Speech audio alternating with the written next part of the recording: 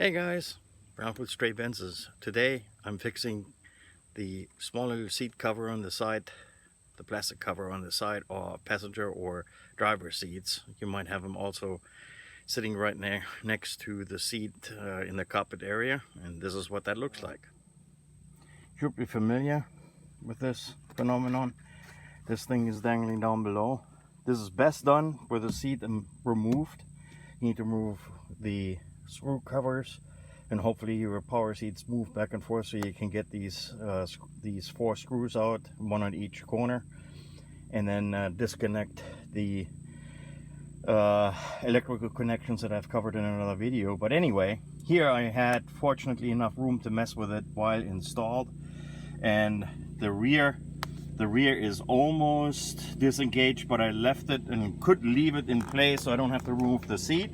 And this is what you do. You take and most of them have the clips broken here, down there, or this one here.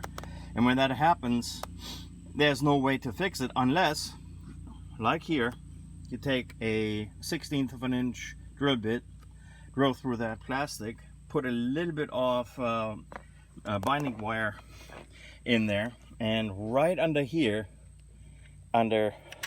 is a little loop that normally this tab would have gone into. So you loop this one, the wire, through the metal protrusion, twist it, and put the whole thing back together where it belongs. And you can fix these covers on all 3 spots that way, and you don't have to buy a new one. Because even the new ones, they will eventually break. This is a very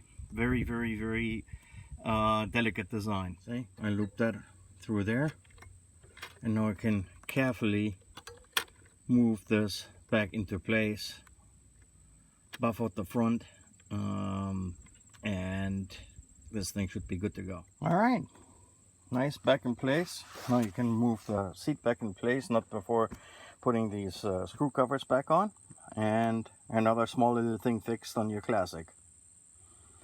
Take care, like the channel, recommend it to others, and see you until next time.